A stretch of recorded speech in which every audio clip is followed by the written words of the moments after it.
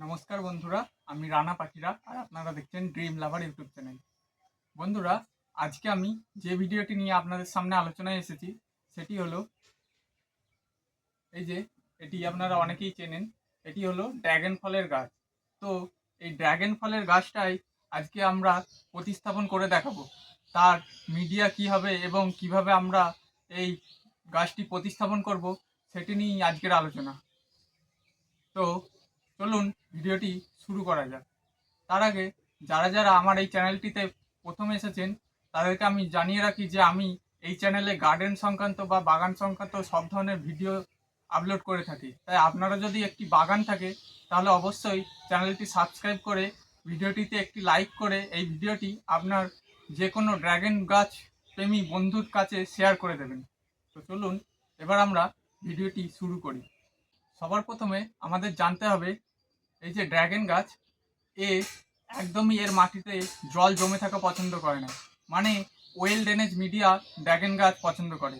তাই আমাদের এর যে মাটিটা বানাতে হবে সেটি একদম ওয়েল ড্রেনেজ মাটি বানাতে হবে, যাতে জল দেওয়ার সাথে সাথে সেই জল ড্রেন আউট হয়ে টব থেকে বেরিয়ে যায়। তো চলুন এবার আমরা মাটি তৈরি করার সম্পূর্ণ প্রসেসটা দেখে নিই। বন্ধুরা, যেহেতু আমরা এই ড্রাগন গাছটিকে এই ধরনের একটি বড় ড্রামে বসাবো, তাই আমাদের মাটিটিও একটু বেশি পরিমাণ বানিয়ে নিতে হবে। তার জন্য আমি এই 8 ইঞ্চি টব পিছু মাটিটি বানাবো। সবার প্রথমে আমরা মাটি নিয়ে নেব। আমি এখানে মাটি ব্যবহার করব 50%। দেখুন, এটা আমার বাগানের মাটি। এই মাটি আমি এখানে 2 টব ব্যবহার করব।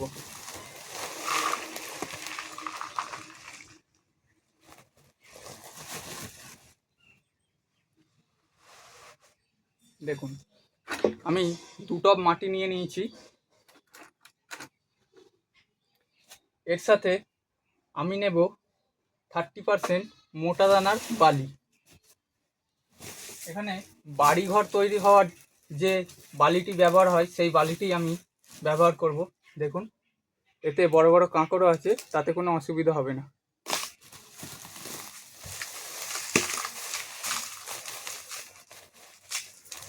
দেখুন, আমি এখানে 1 টবের একটু বেশি বালি নিয়েছি।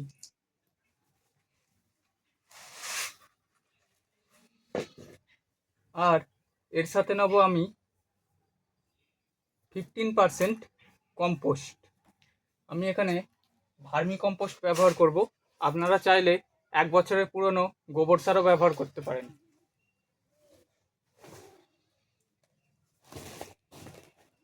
দেখুন, এটি হলো আমার ভার্মি কম্পোস্ট, একদম সুন্দর মিহি দানার ভার্মি কম্পোস্ট।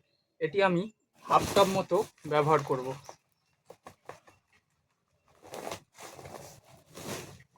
এই যে দেখতে পাচ্ছেন, দিয়ে দিলাম। এবার এটিকে আমাদের খুব সুন্দরভাবে মিশিয়ে নিতে হবে। আর যে বাকি 5% পড়ে থাকলো সেটায় আমি জৈব সার ব্যবহার করব এবং তারও সাথে আরও কিছু জিনিস ব্যবহার করব। তো তার আগে এটিকে একবার আমরা খুব ভালোভাবে মিশিয়ে নেব।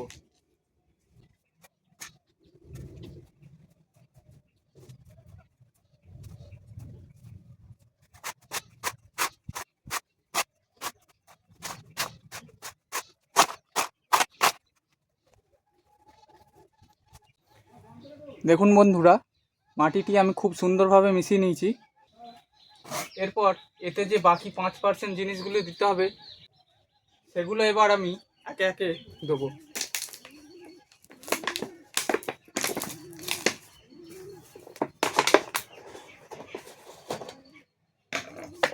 দেখুন বন্ধুরা, এটি হলো আমার 1 বছরের পুরনো মিশ্র জৈব সার। এই সারের মধ্যে সমস্ত কিছুই আছে, যেমন শিংকুচো, হাড় গুঁড়ো, নিম খোল, সর্ষে খোল, ভার্মি কম্পোস্ট, পাতা সার, গোবর সার। এটি আমি 2 মুঠো পরিমাণ ব্যবহার করব।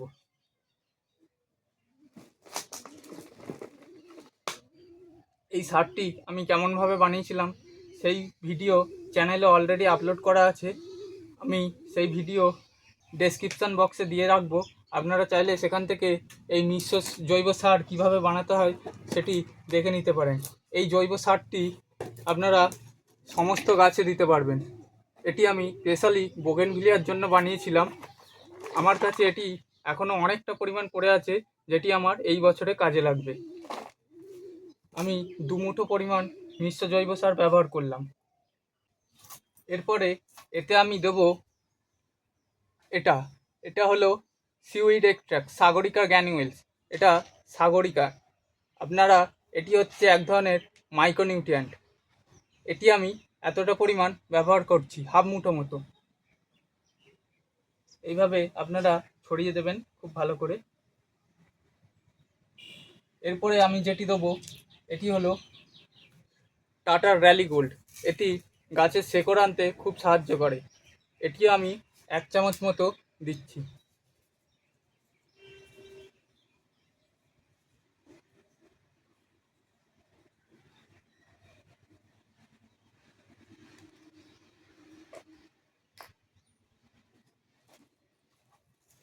আর এতে যে জিনিসটি আমি ব্যবহার করব এটি হলো ট্রাইকোডার্মা ভিরিডি পাউডার। এটি হচ্ছে একটা উপকারী ছত্রাক, যা মাটির মধ্যে যদি কোনো অপকারী ছত্রাক থাকে তার সাথে লড়াই করবে এবং নিজে বংশবিস্তার করবে।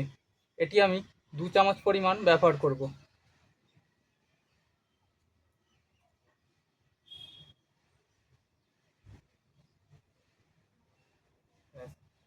বন্ধুরা, এই কটা জিনিস নিয়েই আমি আমার মাটিটা তৈরি করলাম। এবার এটিকে আমাদের খুব ভালো করে আরও একবার মিশিয়ে নিতে হবে।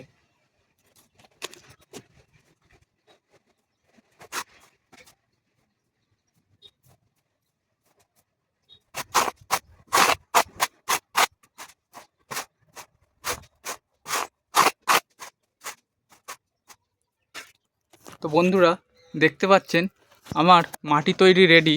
এই মাটিতেই আমি এবার গাছ বসাবো। বন্ধুরা, মাটি তৈরি হয়ে যাওয়ার পর এবার আমাদের এটি প্রতিস্থাপন করতে হবে।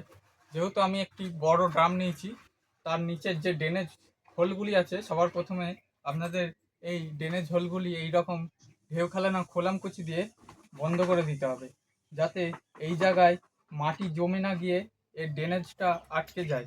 তাহলে জল তলা থেকে ড্রেন আউট হতে পারবে না, ফলে আপনার টবে জল জমবে। তাই ড্রেনেজ সিস্টেমটা আপনাদের খুব ভালো করে করে নিতে হবে।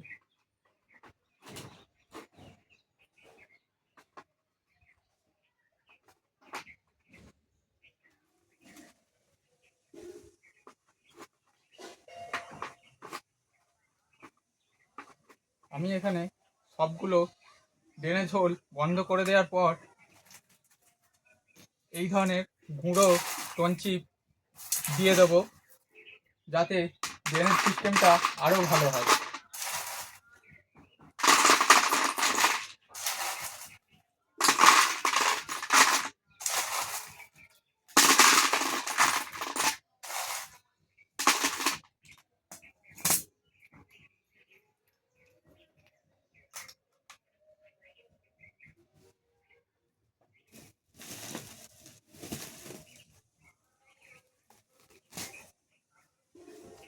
এবং তার উপর এই বালির আরও 1 লেয়ার দিয়ে দেবো। এতে করে আপনার ড্রেনেজ সিস্টেমটা একদম সেফ হলো। এই মাটিতে আর কোনোভাবেই জল দাঁড়াবে না।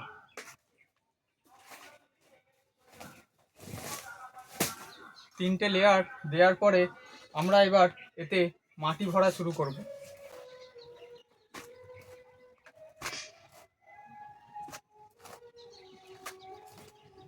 বন্ধুরা, মাটি দেওয়ার সময় আপনারা মাটিটি একটু চেপে চেপে দেবেন, তাহলে এর মাটির মধ্যে যে এয়ার গ্যাপগুলো থাকে সেগুলো বন্ধ হয়ে যায়, যার কারণে গাছে আর ফাঙ্গাস লাগে না।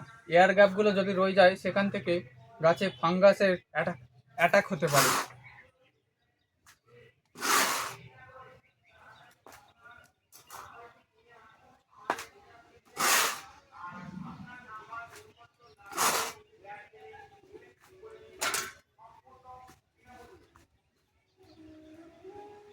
এবার আমরা ড্রাগন গাছটিকে একদম সোজাভাবে বসানোর চেষ্টা করব।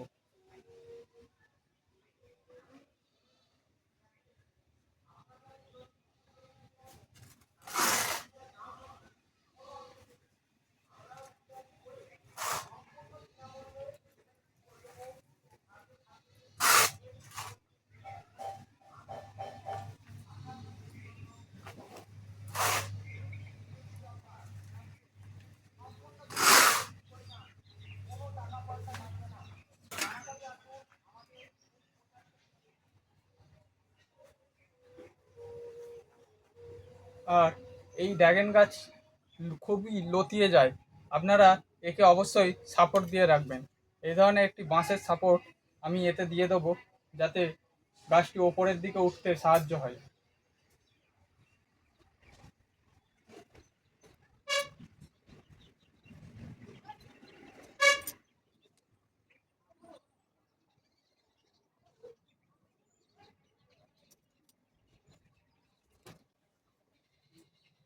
খুব ভালোভাবে আপনারা বেঁধে নেবেন সাপোর্ট দিয়ে, নাহলে গাছ ঝড়ে হেলে যাওয়ার সম্ভাবনা থাকে।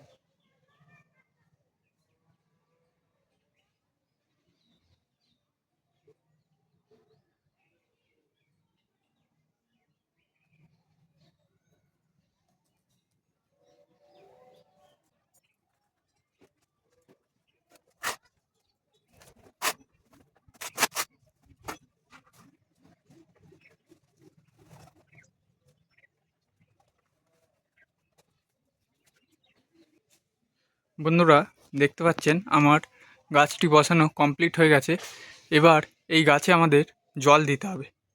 আর আমি প্রতিবারই সবাইকে যে জলটি গাছে প্রথম দেওয়ার জন্য প্রেফার করি সেটি হচ্ছে হিউমিক অ্যাসিড মিশ্রিত জল। দেখুন, এটি হচ্ছে আমার হিউমিক অ্যাসিড, একদম কালো। এই হিউমিক অ্যাসিড গোলা জল যদি আপনারা আপনাদের গাছে দেন, তাহলে খুব তাড়াতাড়ি সেখান থেকে নতুন শেকড় আসে এবং মাটিতে পড়ে থাকা খাবারও গাছ সঞ্চয় করতে গাছের খুবই সাহায্য হয়। তাই আমি 1 চামচ হিউমিক অ্যাসিড এই 2 লিটার পরিমাণ জলে আমি দিয়ে দেব।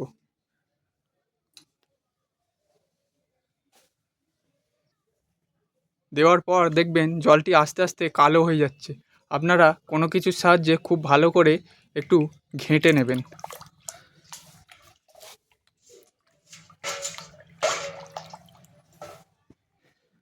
দেখুন বন্ধুরা, জলটি একদম কালো কুচকুচে হয়ে গেছে। তো এই জলটি এবার আমি আমার যে ড্রাগন গাছটি বসিয়েছি তাতে ভরপুর মাত্রায় দিয়ে দেবো।